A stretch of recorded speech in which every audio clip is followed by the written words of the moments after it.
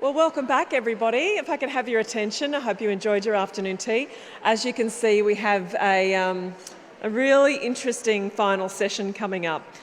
Now, though, I'd like to introduce our next speaker, and she is a true powerhouse. She's the Chief Executive at Health and Wellbeing Queensland and a leading advocate for health promotion.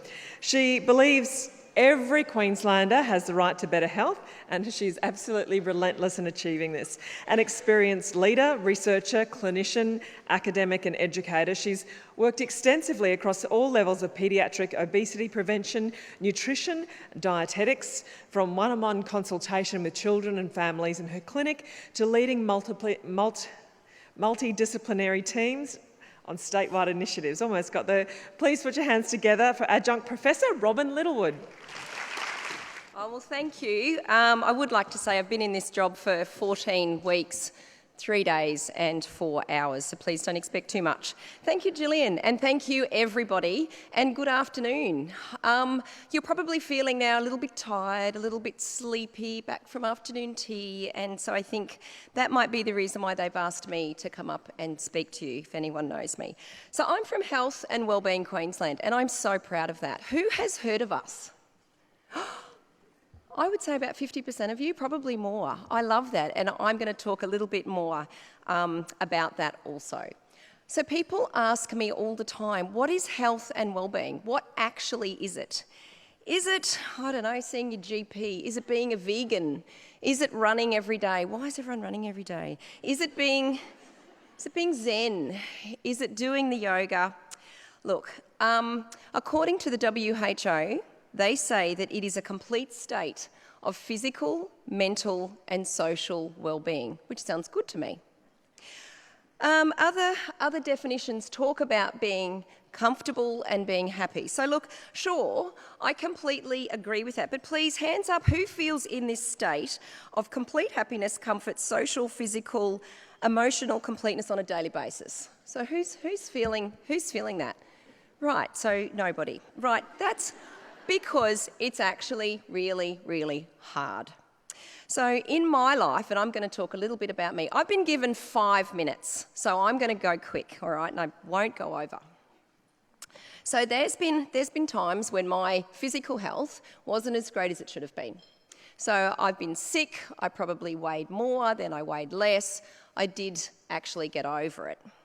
I remember a time when my social supports just weren't connecting. So this was back at uni. It was a really, really difficult time for me, and I worked through it and then I got over it. But my goodness, I remember a time in my career when things just stood still.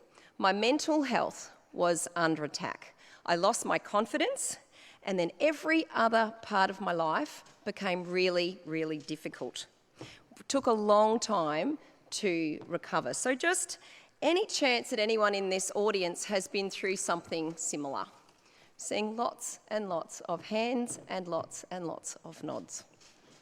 So as a woman who is fit, who does run, physically very, very strong and takes physical health very, very seriously, who is relentless about people eating better and moving more, I want to send out a critical and very simple message to each and every one of you. No matter who you are, no matter how old you are, no matter where you are or where you live, you need to protect your mental health, because my God, you are going to need it.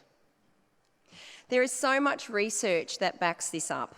I want to quote some difficult facts from a national survey, and this was done just on women. 42% of women reported feeling anxious or on edge nearly every day of their career, sometimes weekly, but most of all, every day. 40% of young women, so not me, reported feeling lonely at least every single week. So that's nearly 1 in 2. That's almost half. Feeling lonely every single week. And 1 in 6 of us reported feeling actually depressed. So this is not the data from the 1940s, and this is not the data from an underdeveloped country. This is from Australia in 2019. So, and also this affects each each one of us differently. If you're a young woman, often your mental health is affected by your body image. If you're pregnant or postnatal, often this is about anxiety and depression, which you feel that you cannot share or cannot talk about.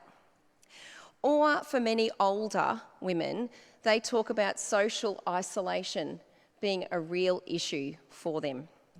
I would go as far as to say your mental health has got to be protected, but it's also got to be defended. This takes time, it takes effort, and nobody is going to do this for you, but you have to work at this. How? And I'm not going to say to get a mentor, Julie. I'm not saying to get a mentor. I'm going to give you four tips that works for me, and it's really, really simple. Number one, actively seek out those amazing partnerships. Surround yourself with those people that make you feel good, inspired, empowered, and even relentless when you're around them. If people don't make you feel like that, then don't be around them. When I became the chief executive, I think the single thing that reassured me the most that I could not only do the job but do it well was those people that were wrapped around me, and they have been since the start. They have checked in, let's go for a coffee, let's do this, are you okay? And I'm so grateful for that. Number two, pay it forward. Make time to do the same for others that they have done for you. That is such a two-way street, and you will get so much out of that. Number three, take a positive approach. It is fixable, it is reversible. Have a narrative around this. It is fixable, it is reversible, it is not insurmountable. And number four, be really brave. I am that person that comes to work every day more excited about the day than I was even the day before, even when you think it's not even possible. And I love what I do because it's what Health and Wellbeing Queensland is all about. For those who don't know, I'm so proud to announce that Queensland has its own independent health promotion agency, which began back on the 1st of July 2019. The foundations of this are rock solid.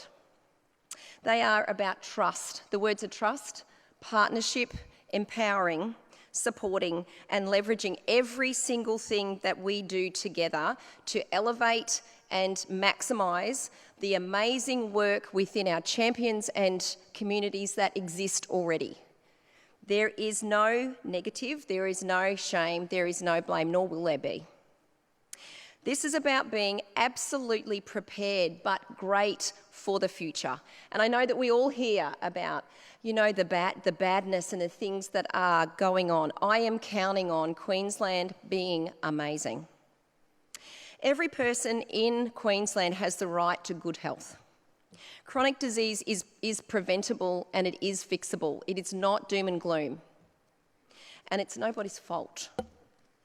And Queensland has got this so right. Just like our mental health, the only way that we are ever going to succeed has to be together. So if this brand new chief executive can be brave enough to get up and say Queensland is going to lead the obesity agenda globally, then you are going to be brave enough to start empowering others and to be empowered and know that you are absolutely good enough for that.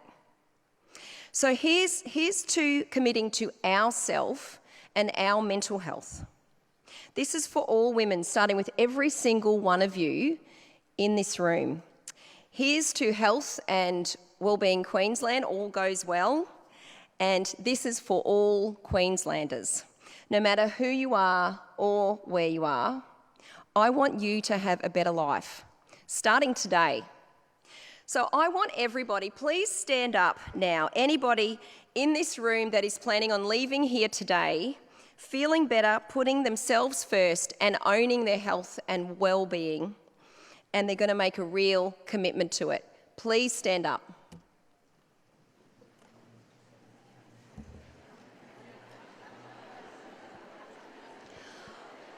I want to hear from each and every one of you letting me know your journey. I love your work. Thank you.